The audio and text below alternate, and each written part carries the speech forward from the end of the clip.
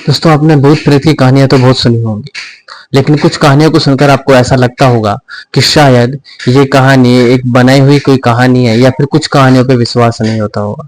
लेकिन दोस्तों, आज जो मैं आपको एक कहानी सुनाने के लिए जा रहा हूँ, जो कि बिल्कुल रियल और बिल्कुल सच्ची घटना है और वेरीफाइड है। इस घटना को सुनकर आप बिल्कुल भूतों पे विश्वास करना शुरू कर देंगे, क्योंकि कई कुछ लोग जो है भूतों पे विश्वास नहीं करते हैं और कुछ इसको जो है एक महज एक वहम मानते हैं।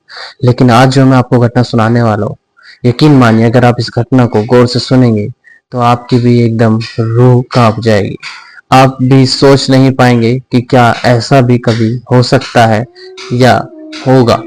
तो बिल्कुल जानते हैं इस घटना के साथ साथ। दोस्तों, यह जो घटना है, इसमें एक छोटी सी बच्ची होती है जो कि महज एक 16 साल की उम्र में एक बीमारी का शिकार हो जाती है। इस बीमारी का नाम होता है टेम्पोरल लोब एम्पिलोप्सी। इस बीमारी का वह शिकार हो जाती है और इस बीमारी में उसको अपने शरीर के बारे में कुछ भी पता नहीं रहता और अपनी याददाश्त भी धीरे धीरे कम होने लग जाती है और वह जो है एक बुरी तरीके से पागलों की तरह हरकतें करने लग जाती है। तो घर वाले सोचते हैं कि कहीं ये कोई मेडिकली इलाज है, तो उसको डॉक्टर के पास दिखाते हैं। तो डॉक्टर के पास भी उनको कुछ कामयाबी हासिल नहीं होती और इसके बाद जब वह पादरी के पास जाते हैं चर्च में, उसके पास जो जब जाने के बाद वह एक्सोर्सिज्म करवाते हैं, यानी कि यहाँ की भाषा में कहें तो झाड़ फूक जब करवाते हैं, तो निकल के कुछ ऐसी चीजें सामने आती हैं जिसको सुनकर वे पादरी और उसके परिवार वाले और आस पड़ोस वाले, यहाँ तक कि जो भी इस घटना को सुनता है वो भी बिल्कुल हैरान और परेशान हो जाता है और इस बात को गहराई से सोचने पर मजबूर हो जाता है कि क्या कभी ऐसा भी हो सकता है। जी हाँ दोस्तों, उस लड़की के अंदर मिलती है एक नहीं, दो नहीं, 6 बड़ी ही डरावनी शैतानी आत्माओं का वास उसके शरीर के अंदर मिलता है। जी हाँ, तो जानते हैं इस घटना का सच पूरा इस वीडियो के माध्यम से। तो उससे पहले अगर आप हमारे चैनल पर नए आए हैं दोस्तों, तो हमारे चैनल को सब्सक्राइब करें, लाइक करें, शेयर करें, ताकि आपकी तरह और भी वीडियो आपको जो है नई पहले से पहले मिल जाए। चलते हैं फिर इस घटना की तरफ। उससे पहले नमस्कार दोस्तों, मैं हेमंत कुमार अपने YouTube चैनल में आपका हार्दिक स्वागत करता हूं। दोस्तों, यह जो घटना है यह जर्मनी देश के एक बवरिया इलाके के शहर की है, जहां पर एक एनालिस मिशेल के नाम से एक लड़की रहती है, जिसका जन्म 21 सितंबर सन 1951 में हुआ था और वह जो है एक बहुत ही सात्विक और आध्यात्मिक परिवार के अंदर उसका जन्म होता है, जिसमें उसके जो माता पिता रहते हैं वह चर्च में ज्यादातर आते जाते रहते हैं और ईसाई धर्म से वे ताल्लुक करते हैं और वह जो है अपने धर्म के प्रति इतने कट्टर होते हैं कि वह जो है अपने धर्म का ही प्रचार करते हैं।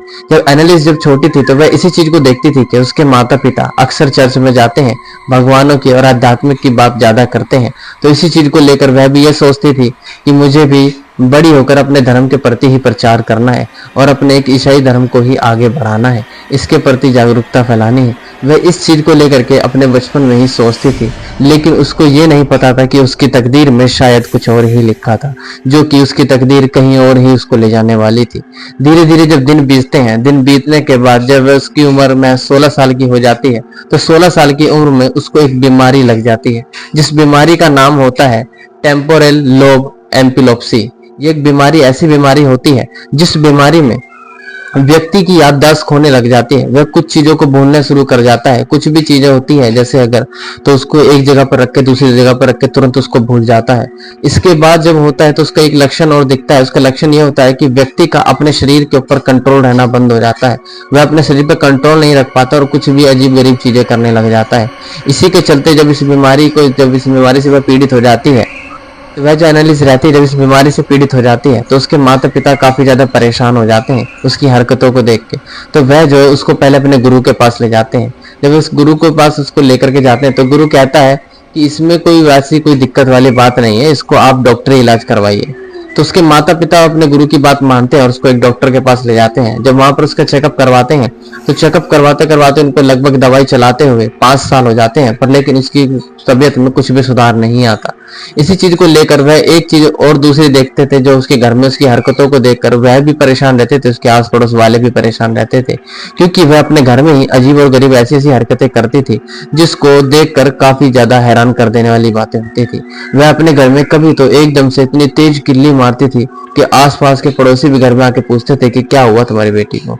कभी वो किल्ली मारती थी, कभी तेज हंसती थी। अचानक से रात के 12 बजे वो गेट खोलकर बाहर छत पे हंसने लग जाती थी, रोने लग जाती थी उल्टी सीधी हरकतें करती थी, अक्सर बीच रात को रोड पर आकर के गंदी गंदी हरकतें करती थी। तो उसको जो है इस चीज़ों से काफ़ी ज़्यादा लगाव हो चुका था और उसके परिवार वाले जो हैं इस चीज़ से ज़्यादा परेशान हो गए थे। वह सोचते थे कि इसको ये आखिर क्या हो गया, ये कभी ऐसी हरकतें नहीं करती थी और अभी अजीब और गरीब हरकतें करती है। जब सब सो जाते थे तब वो जगती थी और रात को उल्टी सीधी हरकतें करती थी। अचानक से गेट हिलने लग जाते और दीवारों पे से जो तस्वीरें हैं वो हिलने लग जाती थी, लाइट जलने बंद हो जाने लग जाती थी और अचानक से हवा तेज तेज चलने लग जाती थी। और जब सब उठ जाते तो वह सारी चीजें होनी एकदम बंद हो जाती थी।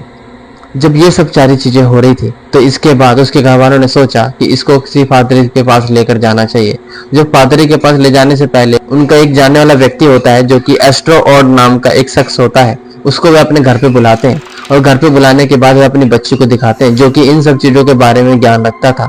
जब वह घर पे आता है और एनालिस्ट को देखता है तो एनालिस्ट जब उसको देखते है तो उसको देखते ही वह फर्श पे ही पेशाब कर देती है और पेशाब करने के बाद वह अपने ही पेशाब को चाटने लग जाती है। पेशाब को चाटते हुए वह जो है एस्ट्रो ऑड की तरफ देखने लग जाती है। जब वह उसको देखती रहती है तो देखने के बाद वह उसको देखता है तो वह उसको अजीब तरीके से देखती है, कभी हंसती है कभी रोती है, लेकिन वो हंसी और वह रोना एक अलग ही किस्म का था। वह एक अलग ही तरीके से हंसती रोती थी, चेहरे पे एक सिकंजिश रहती थी जैसे कि उसको किसी चीज की तलाश है और वह किसी न किसी चीज में अधूरी है। इस चीज को लेकर वह देखती थी, पास ही पड़े कोयले खाने लग जाती थी उसको देखकर। तो जो एस्ट्रो ऑड नाम का व्यक्ति रहता है वह उसको देखकर काफी ज्यादा टेंशन में आ जाता है और खामोश रहता है और घबरा जाता है। वह उसके माता पिता से कहता है कि एनालिस्ट के माता पिता से कहता है कि तुम इसको पादरी के पास लेके जाओ, इसको कोई मेडिकल इलाज नहीं चाहिए, इसको जो है एक्सोर्सिज्म की जरूरत है, इसको यानी झाड़ फूंक की जरूरत है क्योंकि इसके अंदर शैतानी आत्माएं हैं। वह इस बात को जब उसके माता पिता सुनते हैं और वह एकदम परेशान हो जाते हैं, वह खुद भी डरने लग जाते हैं।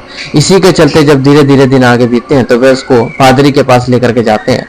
चर्च में दो पादरी होते हैं जो कि उसको देखकर कहते हैं कि इसके अंदर शैतानी आत्माओं को वास, उसको निकालना पड़ेगा एक्सोर्सिज्म के थ्रू। तो जब उसको निकालने के लिए वह कहते हैं कि ठीक है, इस पे झाड़ फूक करना आप शुरू कर दीजिए। तो उसी के चलते फिर क्या होता है, जब वे झाड़ फूक करना शुरू करते हैं तो वह जो एनालिस्ट रहती है उसके अंदर जो शरीर के अंदर आत्मा रहती है वह इतनी ज्यादा बिछड़ जाती है कि वो और ज्यादा गुस्से में आ जाती है और दिन पर दिन हालत सुधार होने की बजाय उसकी हालत और भी ज्यादा खराब होने लग जाती है। वह अजीब और गरीब हरकतें जो है कम होने की बजाय और ज्यादा बढ़ने लग जाती हैं, जिसको देखकर उसके आस पास के और भी लोग ज्यादा परेशान हो जाते हैं और वह जो है काफी ज्यादा सुर्खियों में आने लग जाती है। और वह जो है इतनी अलग अलग तरीके की आवाज निकालती है कि कभी कोई और बोलता है, कभी कोई और बोलता है, लेकिन कभी कोई और बोलता है। तो उसकी जो है शरीर के अंदर एक नहीं कई सारी आत्मा रहती हैं जो कि 6 आत्माओं का उसके अंदर वास रहता है। इसी के चलते जब वह आगे आगे चलते एक्सोर्सिज्म होता रहता है तो उसकी तबीयत में सुधार आने की बजाय उसकी तबीयत और भी ज्यादा खराब होनी शुरू हो जाती है। एनालिस्ट की इस खराब होती हुई आदत को देखकर, वह इस हालत को देखकर इतने परेशान हो जाते हैं कि कुछ उनके समझ में नहीं आता। क्योंकि पादरी जो रहते हैं जब उसका एक्सोर्सिज्म करते हैं तो वह कभी एक जगह पर टिकती नहीं, कभी यहाँ जाती कभी वहां जाती, कभी दीवार पर चढ़ जाती, कहीं इधर उधर भग जाती और वह एक जगह पर टिकती नहीं, जिस वजह से वह झाड़ फूक जो है सही से नहीं हो पा रहा था। इसी के चलते फिर होता ही है कि उसको मोटी मोटी जंजीरों में बांध दिया जाता है और वह उसके बाद भी उन जंजीरों में भी बैठकर एक जगह पर एक्सोर्सिज्म नहीं करवा पाती और वह जो है उन जंजीरों को भी तोड़ने की कोशिश करती है। तो इसी के चलते जब पादरी रहते हैं वो बहुत ही ज्यादा परेशान हो जाते हैं और ना ही उस एक्सोर्सिज्म को सही तरीके से कर पाते हैं और करते करते वह इतने ज्यादा बिछड़ जाते हैं, जो उसके अंदर के भूत होते हैं, जो उसके अंदर आत्माएं होती हैं, वह इतनी ज्यादा हैवान तरीके से आदतों को करना शुरू कर देती हैं कि दोनों पादरी जो हैं इतने ज्यादा परेशान हो जाते हैं। और एक दिन वे जो पादरी रहते हैं वे जब एक्सोर्सिज्म काफी ज्यादा चरम सीमा पर कर देते हैं, काफी ज्यादा कर देते हैं, तो उसके बाद होता ही हुआ है कि एक दिन उससे पूछा जाता है कि इस एनालिस्ट जो लड़की है इसके अंदर जो आत्माएं हैं वो किस किस की आत्माएं हैं। बताते हैं अपने बारे में कि इसके अंदर 6 आत्माओं का वास है जो कि आज से नहीं काफी समय पहले से है। और जो जब वे अपना नाम बताते हैं तो सुनकर सब हैरान हो जाते हैं। उसमें जो पहला नाम आता है उसमें नाम आता है नीरो, जो कि रोमन राज्य के जूडियन साम्राज्य का आखिरी शख्स था। दूसरा जूडस इस्कारियोट, जो कि भगवान यीशु का शिष्य था, जिसने महज 20 चांदी के सिक्कों के लिए उन्हें धोखा दिया था। और जो तीसरी आत्मा होती है केन एडम, और ईव का छोटा बेटा हिटलर। जर्मनी का सबसे बदनाम तानाशाह था वैलेंटीन फेलिशमैन, 16वीं शताब्दी का बदनाम पादरी, जिसे शराब पीने, हंगामा करने और हत्या करने के आरोप में रोमन साम्राज्य से बर्खास्त कर दिया गया था। और लूसीफर, लास्ट आत्मा जो थी ये लूसीफर की थी, जिसकी आवाज आई थी। बुराई के प्रतीक के रूप में इसे जाना जाता था। इसे शैतानों का शैतान भी कहते थे, ये जो लूसीफर था। और जब इन बातों को रिकॉर्ड किया जाता है, वे इन आत्माओं की बातों को भी रिकॉर्ड करते हैं। और जिसने उस आत्मा को सुना, वाकई वो हैरान और परेशान हो गया, क्योंकि वह इतनी डरावनी आवाज थी, जो कि वाकई में अंदर से रूह कपा देने वाली आवाज थी।